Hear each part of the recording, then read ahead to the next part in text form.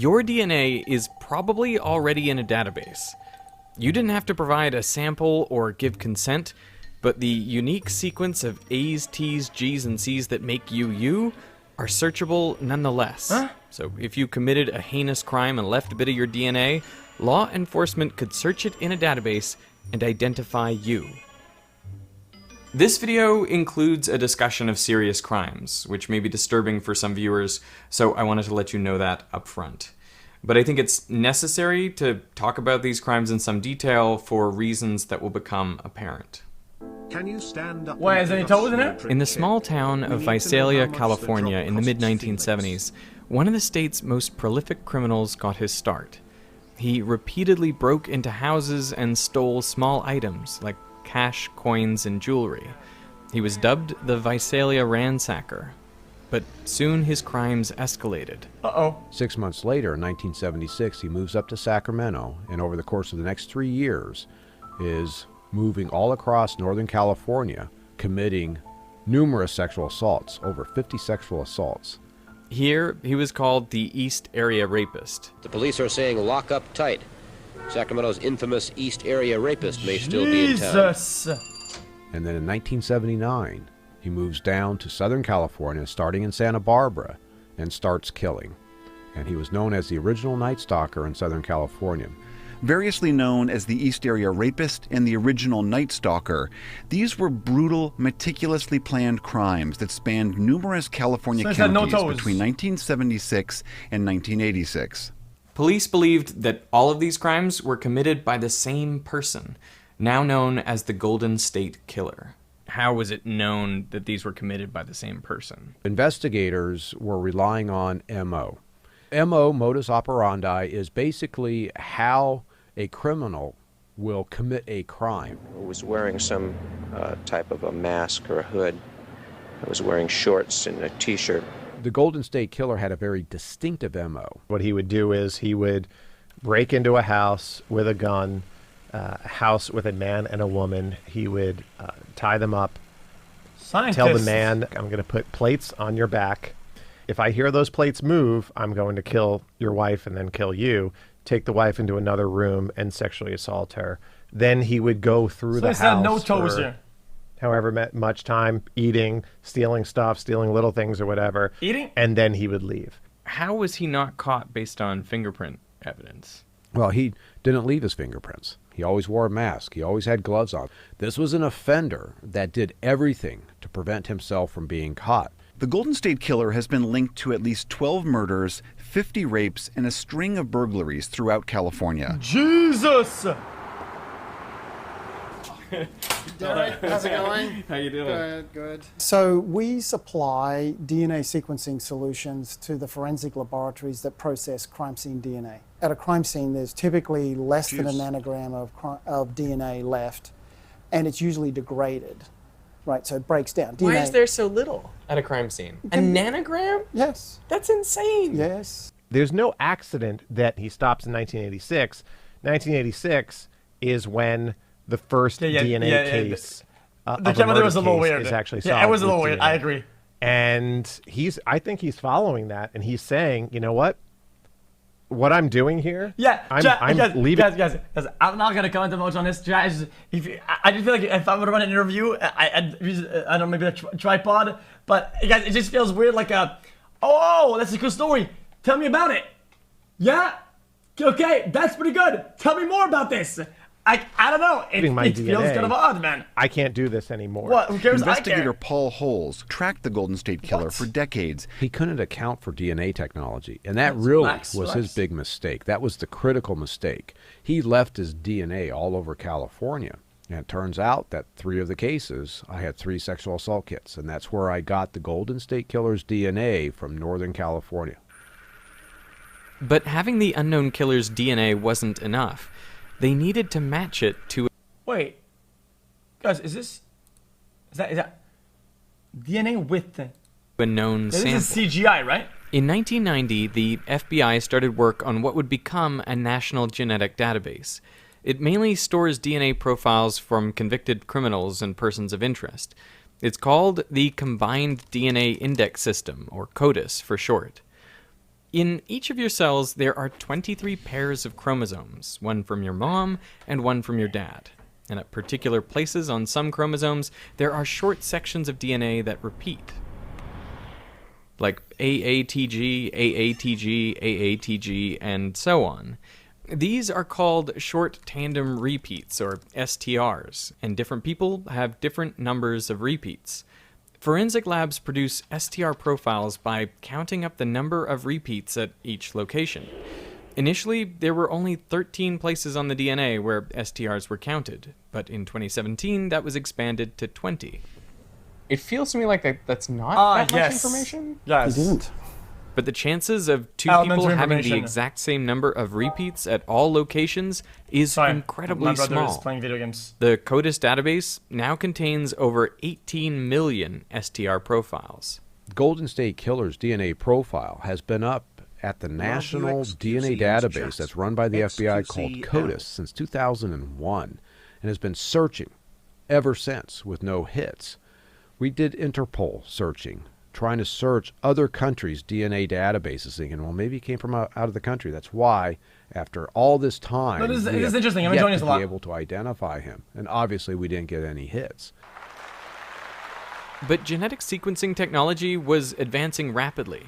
The Human Genome Project was completed. Since 1986, scientists had been mapping and sequencing the 3 billion nucleotides contained in the human genome.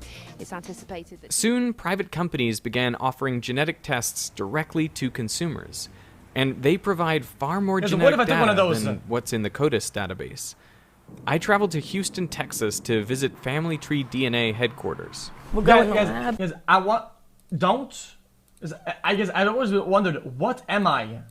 And we'll start talking about the life cycle of a sample. There you go. Thank you. These samples, what are they? So they're cheek cells. They just scrape the inside of their cheek, they put a cap on, and they send it back to us. It's like a robot ballet. Yes. So for DNA extraction, we need to remove all of the protections that are on the DNA and just separate it by itself so we can do testing on that. Instead of looking at 20 places on your DNA, these tests examine 700 to 800,000. The Family Finder test is based on what's called a microarray. And this is what a microarray looks like. Each one of those boxes is an individual. We can fit 24 individuals on here. And within that box is about 710,000 positions of your DNA that we're measuring, we're getting data for. 710,000? Yes, and they're called SNPs. So hang on, that's like 710,000 individual bases, like ATGC. Yes. For each person, you can measure 24 on that single chip. Correct. The human genome consists of 3 billion bases. All people share about 99.9% the exact same DNA, which means, on average, only about 3 million bases differ from person. I want to know okay, I'll just keep watching. These individual letter changes are known as single nucleotide polymorphisms, or SNPs. So on there, are there a whole bunch of like little pieces of DNA then? Yes. So what we have is a short piece of DNA that is specific to one SNP. So it's one position in the genome where we know there can be a difference. Okay. Is there any example of a simple SNP that, confers some sort of... Actually, blue eyes is a single base change. Really? Yeah. So everyone with blue eyes has this one letter change. Mm-hmm. You can see now it's starting to scan the first box. The results of your 710,000 SNPs can tell you about your geographic ancestry or possible medical conditions. But I want to take a test like this. I think it'd be kind of good. I think it'd be cool content too. I want to know more, man. It can also quantify how related you are to someone else. The genetics of having a kid are a bit like cutting 2 decks of cards together. The resulting deck will share about half its cards with each parent, and there will be long sequences of cards. I get it. It would be 50% successful, 20% hot, 15% fashionable, 5% charisma, all that. But I want to know like more like where I'm from and whatnot. Which like match identically that's what I'm really looking for. Sequences in each parent.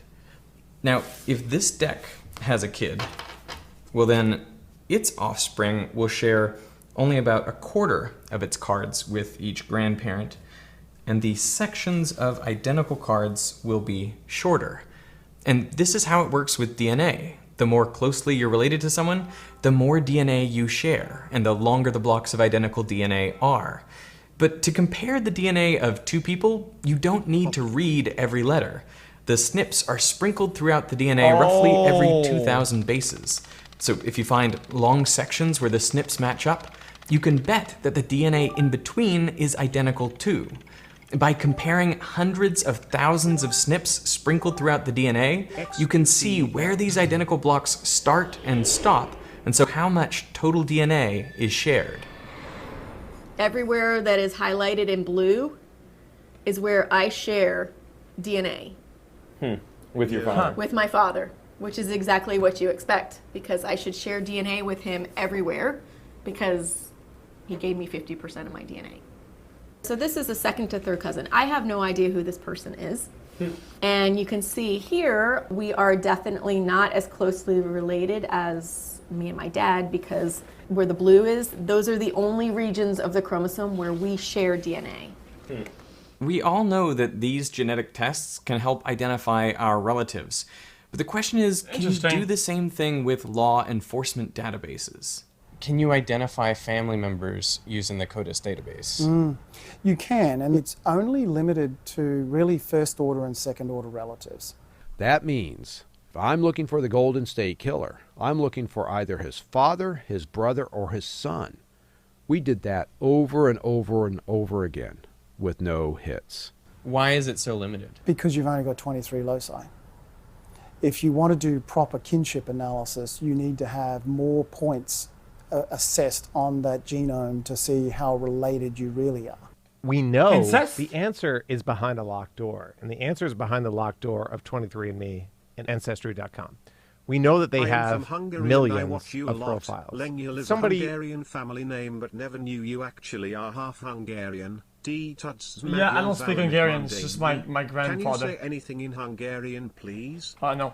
Related to him, a second cousin, I would guess, would be in there. Sure. And that was very hard to deal with. You know, that the answer is there behind this locked door. Law enforcement is not allowed to search the databases of 23andMe and Ancestry.com, but luckily for investigators, there was another way. An independent website called GEDmatch had been set up to allow people to connect with relatives. You can upload the raw data from any of the big genetic testing companies and search for matches. So when we initially search the GEDmatch database, our best hits come back at third cousins, which means they shared, our top hit, I think, shared about 1% of the DNA. Technically, wouldn't they be allowed to, look at the database, look at some guy and, send, let's say, a personal investigator and wait for him to do, a mistake where they can arrest him, right? Oh, look, he stopped at a stoplight. Oh, my God, damn. I just so happened to arrest you and I have to book you. Oh, damn, look, the DNA matches. Hey, it's very little DNA that's shared. No. Okay. But that's a starting data point. And theoretically, by taking multiple of these individuals that share DNA and building their family trees using traditional genealogy and public source documents like census records and obituaries and newspaper articles and findagrave.com, you build this family tree back until you get two of these relatives of the Golden State Killer. You get them to intersect, where now you see, they shared great-great-grandparents together. Theoretically, Golden State Killer is a descendant from those same great-great-grandparents. So once I identify that common ancestor, it's now identifying every single descendant from those great-great-grandparents. And this becomes a huge process. People in the 1840s would typically have 15 kids. You have to identify each of those kids, and then all of their children, and then all of their children. So now we have this exponentially growing family tree. How wide did that tree get? I think we had over 1,000 individuals in that family tree. Oh, it's not that bad. But we knew a lot about our offender. We were confident he was born between 1940 and 1960. We knew he was a white male. We knew he was 5'8" to 5'10". You know, he's in California. He's up in Sacramento in 1976. He's in Southern California in the 80s. We basically narrowed it down to about 5 males, and then it's just investigations. With a suspect at their fingertips, this spring they followed him to a Sacramento area Hobby Lobby store and took a DNA sample from his car door handle. Days later, investigators recovered another DNA sample from one discarded tissue, which registered a match to DNA evidence left at one of the crime scenes. Investigators in California say DNA evidence led them to one of the country's most notorious serial killers. Former police officer Joseph James D'Angelo was arrested yesterday, and he is believed to be the so-called Golden State Killer. For 44 years, countless investigators have worked it and have failed to solve it. Within 4.5 months, a team of 6 were able to figure out who the Golden State Killer was, and that was Joseph D'Angelo. After the Golden State Killer was identified, the floodgates opened. Wait, and we were seeing every week not only single killers, but multiple killers, serial killers. Every week were being identified from cases in the 70s and 80s. Because there's been over 70 cases now. But the more that people have access to public information about people, right?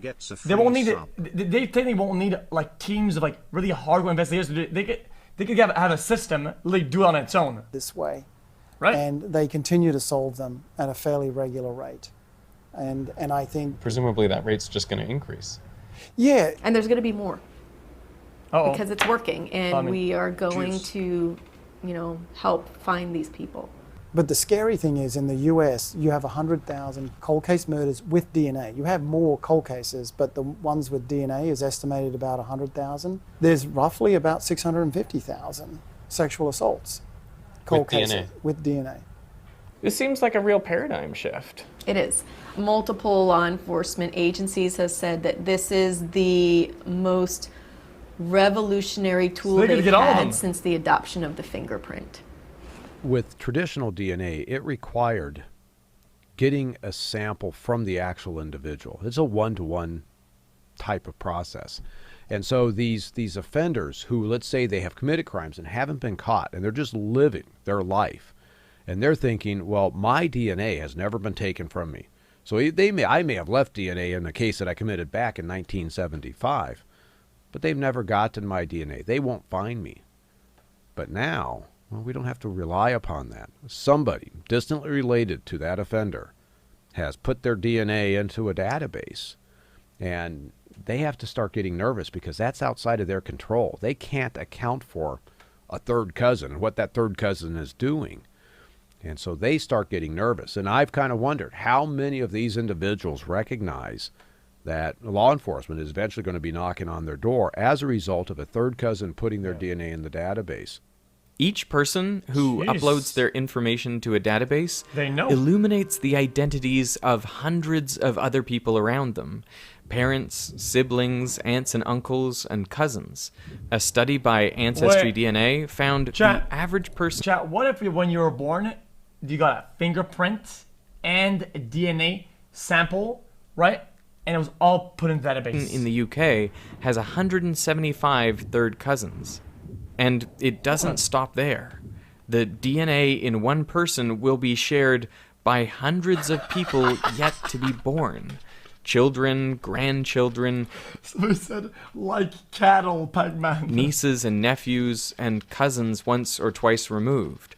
Realistically, each person shares identifiable DNA with nearly 1,000 people, past and future. So it doesn't take many people uploading their data to reveal the identities of everyone living in a country.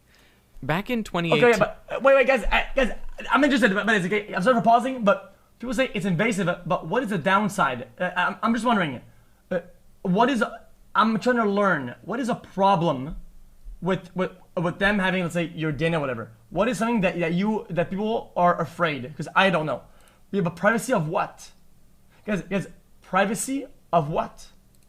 A study found that using an existing database of just one... Privacy of getting caught if you do a crime? Isn't that what you want, though? That people will get caught for doing crimes? 0.3 million people, they could identify 60% of all Americans of European descent.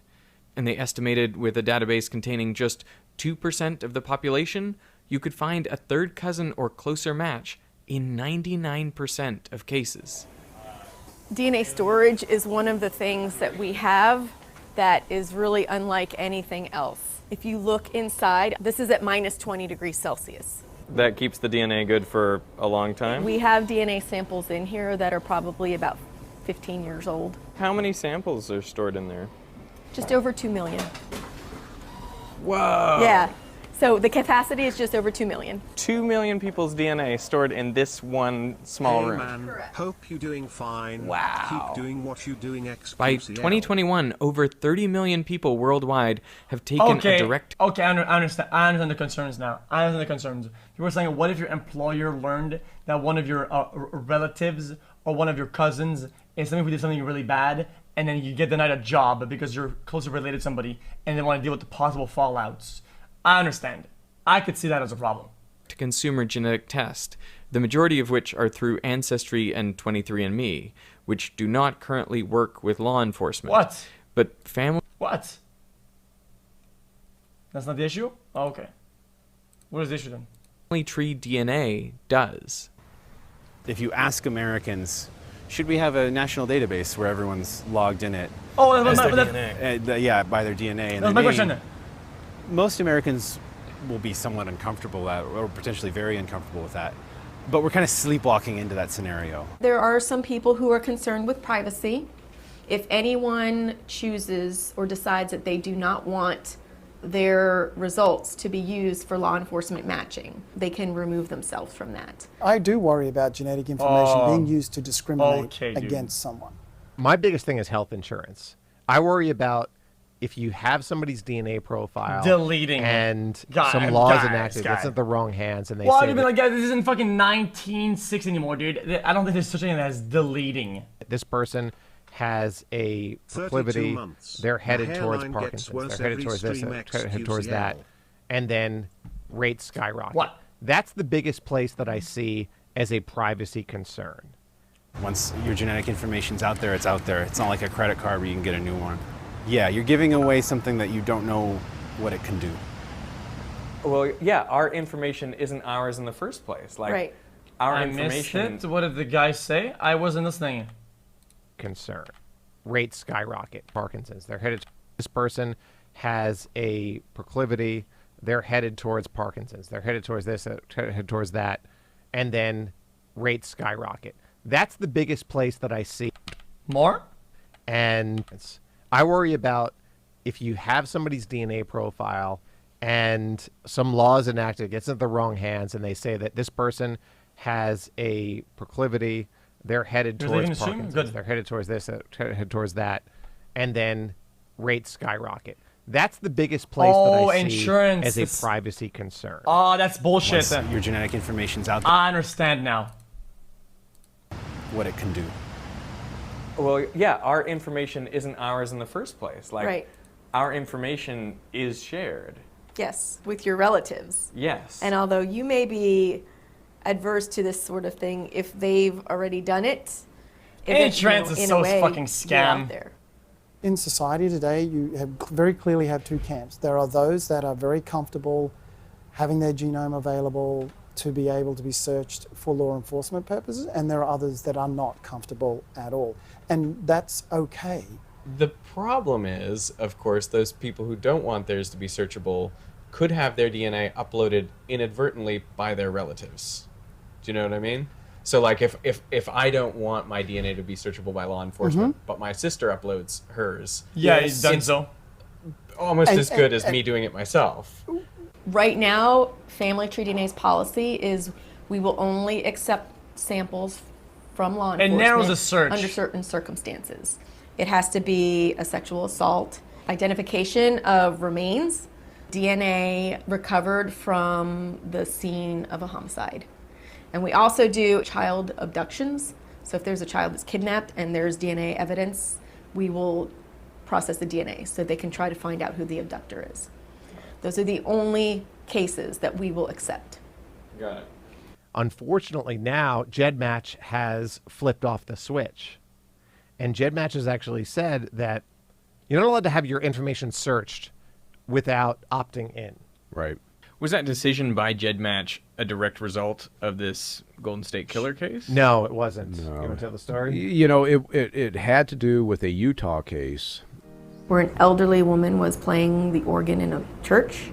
And there was an individual who broke in and assaulted her. But it wasn't a sexual assault, but it's a serious crime. I believe tried to strangle her and left her for dead. I believe he thought that, you know, she was obviously dead and left. The police, I believe, approached GEDmatch because that they were concerned that he was going to recommit other crimes. But GEDmatch's terms of service said they would only help law enforcement in cases of rape or homicide. Her problem was that she didn't die. Because if she died, then... If she died, it would have fit the conditions, and they would have uploaded the sample because it met the terms of service and everything. So what happened? They didn't? They didn't take that case? They did. They subsequently caught the individual from that search that they performed on GEDmatch. But people within the genealogy world kind of got their passions inflamed, saying that is stepping outside of what this tool should be used for. And they ended up putting a lot of pressure on GEDmatch. They flipped the switch because they got freaked out. But at the end of the day, it was a violation. It's an attempted, though. And I think ultimately led to a good thing. Everybody got zeroed out, and then everybody gets to sign back in. Subsequently, GEDmatch was sold to Verigen. I can tell you, a new user today, when they sign up for GEDmatch, about 73% of them are signing up to allow law enforcement to search. We're pretty happy with that. Yeah. I mean, that's a high number. It's a high number. And it suggests that people want that, in a sense. How many second cousins or third cousins do you know? You know what I mean? You don't know that many of them. Without even knowing it, I don't know what that is. What you're helping justice. You're helping a victim's family get a little bit of peace. Not closure, but a little bit of peace. They get an answer. Not?